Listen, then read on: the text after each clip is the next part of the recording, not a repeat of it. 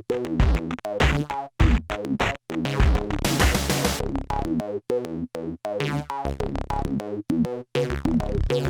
everybody, and welcome to the 50th episode of this series and to the first installment of 13-minute AE tutorials, where you learn tips, tricks, and shortcuts in 13 minutes or less. No BS, just AE. Since sometimes I go over my 7-minute time frame as these lessons become more advanced, I've allotted an additional 6 minutes for topics that require more in-depth information and so you can more easily follow along. The one thing that will never change is there's no BS, just AE. So for this lesson, we're going to create something very cool. I'm going to show you how to make this 3D text with no third-party plugins. I rendered out a few variations so you can see the difference that tweaking just a few settings can make. The main things to take away from this episode include how to animate text in 3D space using a text animator and how to create 3D text and shape layers based on the settings of your composition. I touched on this topic a few episodes ago, but we didn't really create anything with it. So for the 50th episode, we'll be creating something that you can use in your own projects. There's a lot to get through, so let's dive right in. Put some text in here. We're going to make that all caps, and I'm going to kind of just resize some of this so that way it's designed a little bit better. Okay, and Control-Alt-Home to center our anchor point, go to align, and we want to center that in the middle of our composition. Right-click, New Shape Layer, and we're going to add in a rectangle. We're going to give that rectangle a stroke. Then just kind of resize this, and I want it to go around my 7-minute AE tutorials only. Make this stroke 30 pixels, roundness of 20, and then let's just move this 50th episode down a little bit more.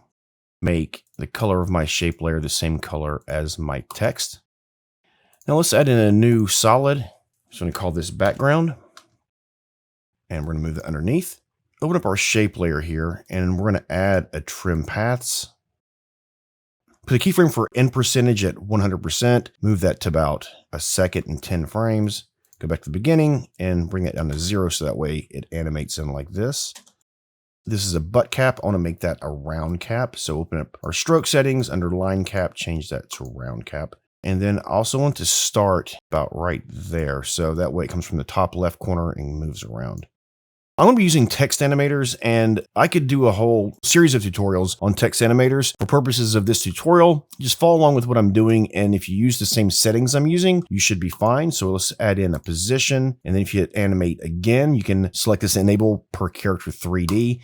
That gives us the ability to move all of our characters in 3D space. So I'm going to rename this Animator Starting Position, and the reason why is because if you hit P, this position here, this is going to be where your text is going to end. And using the text animator, the animator is where it's going to begin. So see, we can actually move this any way we want. So I want to come from off screen, but first I need to adjust some of my range selector settings. Go down here to shape. Let's change it from square to ramp up. And then I'm going to change my ease low to 100%. Think about ease low as ease in and ease high as ease out.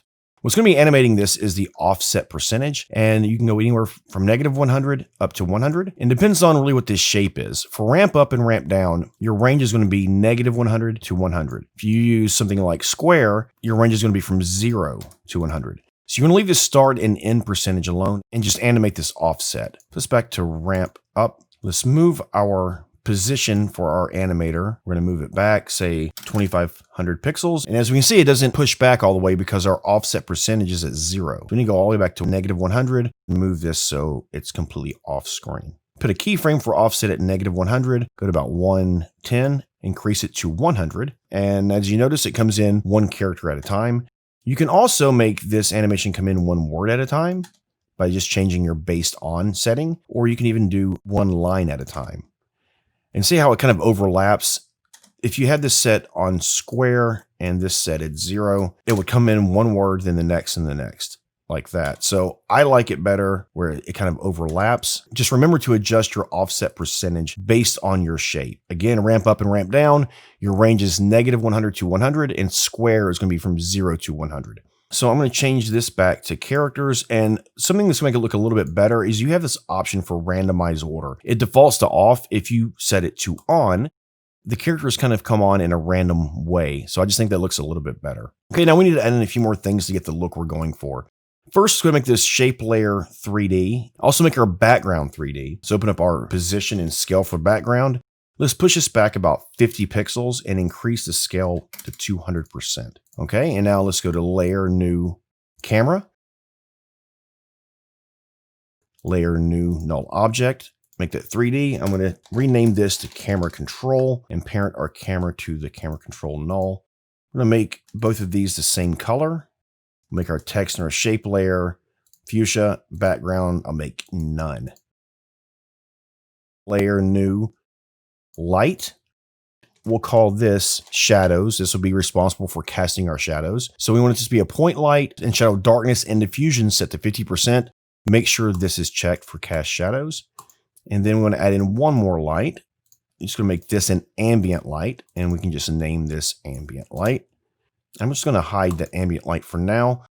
Okay, so now we need our text and our shape layer to cast a shadow onto our solid. If you go down to Material Options, you'll see that we have Cast Shadows are defaulted to off. So let's just set that to on. And we'll do the same thing for our shape layer. It's at the very bottom underneath Contents, Transform, Material Options. Open that up and Cast Shadows to on. To get that 3D look, we need to make a few adjustments to our comp settings. Let's go up to Composition Settings, and if you go into the 3D renderer, it's set to Classic 3D by default. Let's just change that to Cinema 4D. Notice now we have this option for Geometry Options. So if we open that up, we have the ability to extrude and also to add a bevel. We're just going to concentrate on this extrude depth. Let's increase it up to 150. Then also for our shape layer, go to Geometry Options, and we'll increase that up to 150. So right now we're animating the position of our characters one at a time. I want to add something else in to kind of give it a better look. So if we go back into our text layer here under our starting position, make sure starting position is highlighted. And then if you go to animate, and we're going to add a rotation. And the reason why I say make sure it's highlighted is watch this. With starting position highlighted, if we add in a rotation, notice the rotation goes underneath our position here. I'm going to back out of that. If we just have text highlighted and you add in rotation, it adds in a whole other text animator. So by highlighting starting position and adding rotation, this rotation is going to use the offset animation we've already created for our position. If you hit P, that's your ending position. Well, if you hit R, that's your ending rotation. So if we open up our starting position text animator, that means whatever we set our rotation to will be our starting rotation. So let's just change all of this to 90. And then if you kind of scrub through here, you can kind of see what effect we're getting. So each character is animating on, but you can see it's also rotating on. Okay, so now I just want to make a few adjustments real quick. Let's turn on our ambient light and hit T to bring up our intensity. Just reduce this down to about 25. We just want to kind of light these characters so that way when they come on, they're not completely black. If we choose our shadows light layer, let's just center this 960 to 540 and kind of push in a little bit.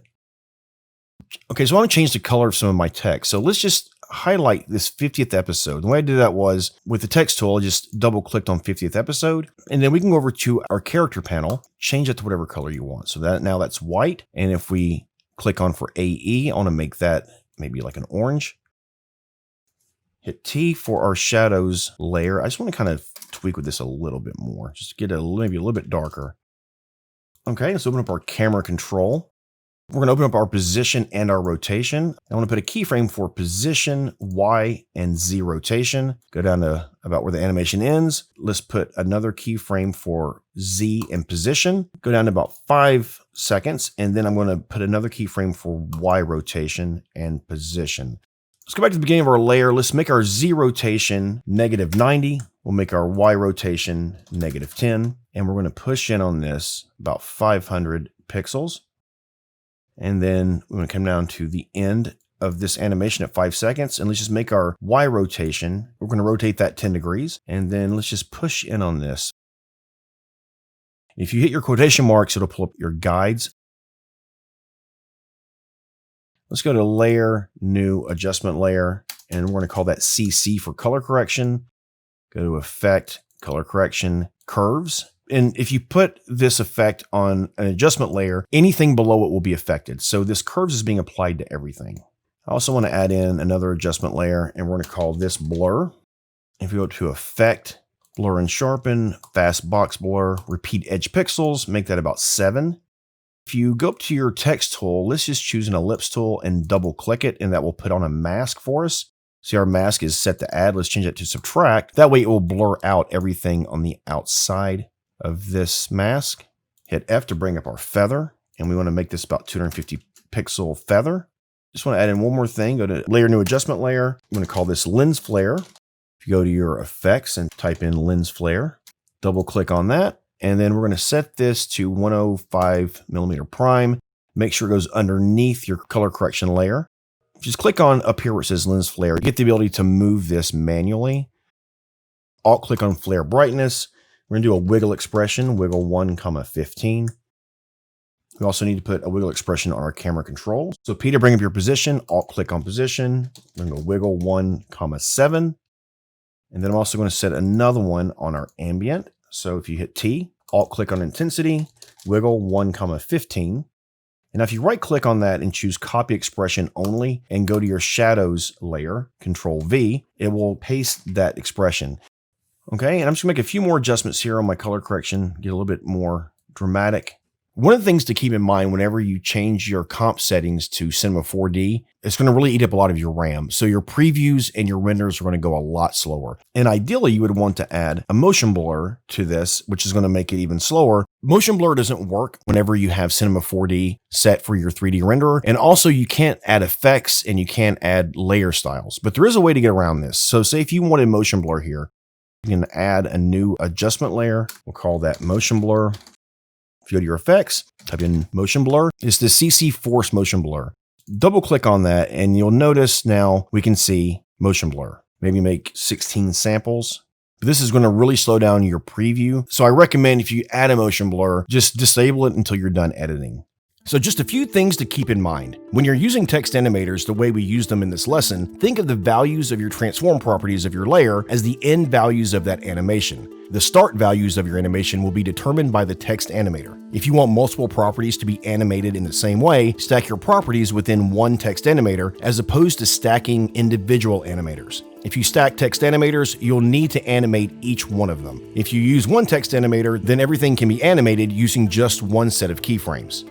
If your composition's 3D renderer is set to Cinema 4D, a lot more RAM will be required, so your previews and renders are going to go much slower. If you're using Cinema 4D as your 3D renderer, remember you cannot add effects, motion blur, or layer styles. You'll need to add those effects to an adjustment layer, which can be tricky. Just remember that if you're using Cinema 4D as your 3D renderer, you're going to be limited with regards to adding effects. Text animators are very versatile, and this lesson barely scratches the surface of what you're capable of creating with text animators. I hope that helped you out. Please comment, like, share, and subscribe. Don't forget to click the bell so that way you're notified every time I upload a new video.